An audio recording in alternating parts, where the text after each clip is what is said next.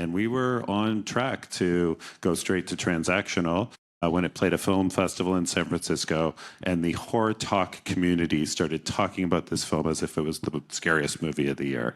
And so it went viral on TikTok. And suddenly we had Eli Roth reaching out to us saying, can I see this movie as a horror film? I think the smartest thing about what Justin has done and his strategy and like why, like when I met him, I was like, this guy gets it, was the number one thing he said to me. He's like, Alan, yeah, as soon as I've exhausted all my pay opportunities, I want to get things out everywhere. And that is like the smartest.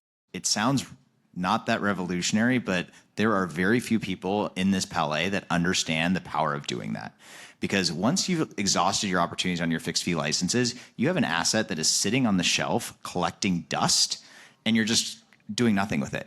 That asset that's sitting on a shelf could be sitting somewhere on YouTube, on Tubi, on Roku, on transactional services. Just by making things findable by the audience, which is what we're here to do, to entertain people. You don't entertain people by having something sitting on a shelf. It doesn't entertain people. So guess what? Just getting it available is 95% of the battle.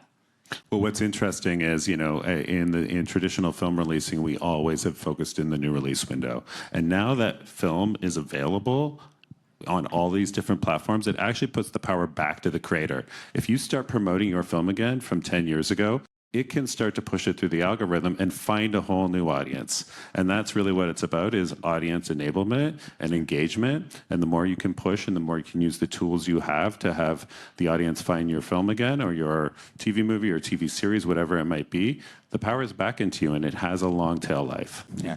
And applause there. Respect. Well, it used to be Pedro on stage yesterday, he talked about a push model versus a pull model. We are out of the push model. We are no longer in an era where channels are just pushing stuff out and making consumers watch them. We are now much more in a seek and find, search, word of mouth, pull model from the consumer. And again, there are new buyers out there. They are the consumers. It is not just as easy as throwing the shit up on the internet and hoping that someone sees it. There is a science to it, and there are professionals, Film Hub being a great example of this, and the relationship here being a good example, where they can help you understand how to do this, or more accurately, help you focus on just making your fucking films, and you don't have to go out there. I do not want to go make films. That would be nice. Right, that's not your desire. I would love to just focus on making films. Yeah, and we need to make more films together. That's right. We made a Hallmark movie at one point called 90s Christmas. You can check it out. Made Evan an accidental Hallmark producer. We are not distributing it on Film Hub. What's interesting, though, about what you just said is each platform has a different nuance. Different genres work in different contexts. So understanding that bit of it and working with your partner, whether it's Film Hub or us directly as well. We've got our own direct relationships, particularly in Canada. So we're big in this business as well. But understanding that and being ultra focused and ultra clear with the way you're talking about your film online to try to drive the audience to it. Can we get? I want to get concrete with a specific example. Okay. You've produced a movie. Yeah, well, I produced a Hallmark movie called That 90s Christmas with Justin and Vortex, and that was a big hit. It did very well for Hallmark. We went and we licensed the 90s song "Kiss Me," right? Okay. Yeah, that's right. Yeah. And it's a good tune. It's a Hot Tub Time Machine meets Scrooged. Anyway, I think. And it's coming to. Can we say it? For Christmas, you've sold it to... yeah, it's playing on TF1 here this Christmas season, so it will be check it out. France coming out. Yeah, you'll really love it. Yeah, and it was on Hallmark last year. It's a lot of good 90s haircuts. But yeah, I think you're talking about the film that I produced and that we're distributing with Film Hub. So to get to your point, I mean, I know you also do first-run features at Vortex. I think there's a new market. So the independent film market, especially in the United States, has not been great. It's hard to find screens. It's hard to even sell it to streamers as back catalog at this point. Those size films, because all the big streamers are now shooting for ad-supported 4-quadrant big tentpole films, the indie film has not disappeared, but the market for it is not really working. That said, 1,000 people applied to Sundance with a film. I think, 150 got in. And so there's this problem that I wanted to help solve, and I thought we could make a case study for. So we made a film called Skit. The film, I think, is indicative of also a different kind of professional process shift that needs to happen. We made the film for $65,000, feature film, 8 days, SAG, ultra low budget. And then we partnered with Film Hub, who's going to distribute it all around the world, but we're starting with an exclusive window on Tubi in their creator area on their platform, also in their movie area. And the whole thing from green light to finish to it'll premiere on November 14th on Tubi in the US and then around the world shortly after on Film Hub.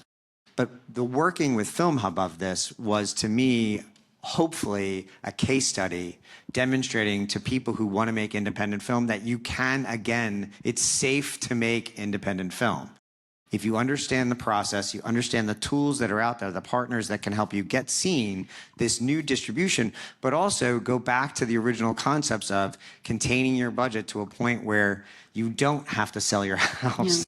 In order, we did borrow someone's house for free to make the film. The filmmaker's mom and dad lent their house, and you guys embraced it. Hopefully it's because you like the film, but I think you have films of this size that make money all the time. Like, I will tell you, I have films that have been shot for $3 million, $10 million, that probably some of them won't make as much as this one can. And that's true. That's the difference now in understanding that the key is, it's like, Evan just said, I'm going to greenlight it. I don't need to wait for somebody to go. I'm going to keep that budget low. And guess what? If you're smart about it, you can really make money. And the key is that film going to sell for a massive pay one deal to Canal Plus? No, it's okay. That's fine. The key is it's going to get out in the world. You're going to be, your team's already being super creative around like the marketing clips and how we're driving on YouTube. Still has a full press release strategy. And that's great. And guess what? It's got a nice, still able to secure an exclusive window for a title. So it's got, a good partner in Tubi there. And guess what? That is the way that you kind of begin having to do these films at that budget. Really a great model. And guess what? You have to realize it's like at the CPM values that we're at, like, yes, it is still going to have to get a lot of viewership, but the tools are there to get the viewership is the key. That is the piece that's interesting. And so you really become a creator. Most filmmakers, when they make their movie, hope and dream that they're going to get that big theatrical release. As Evan stated, that is harder and harder and harder. We had a nice success story this year. We made a tiny little film for 50 grand.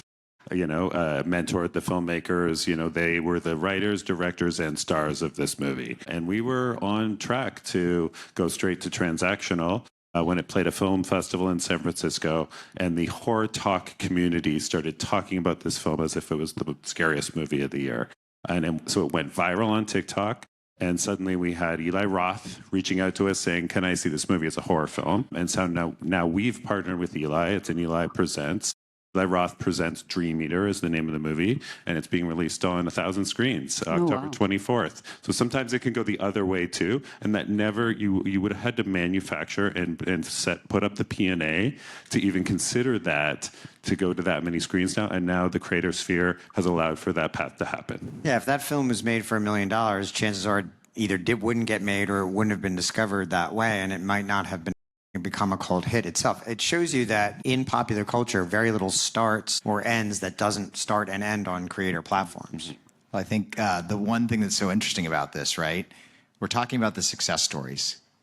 We live in a world in this industry that we have power laws that exist. You can't break the power laws. 1 in 10 makes 90% of the revenue. It's just how it works. It doesn't change. No one talks about it. It is the most important thing to realize. And so guess what? It's probably a lot better to make 10 films for $50,000 sometimes than it is to make 10 films for $1 million, especially now with the tools and services you have to actually create real content. And then guess what? Your returns are much higher because guess what? It looks like $1 million and you're returning a good return. But everybody got a free house and had to sleep on the couch. We did get the house for free, and we didn't have to sleep on the couch. And it doesn't all have to be low-end production.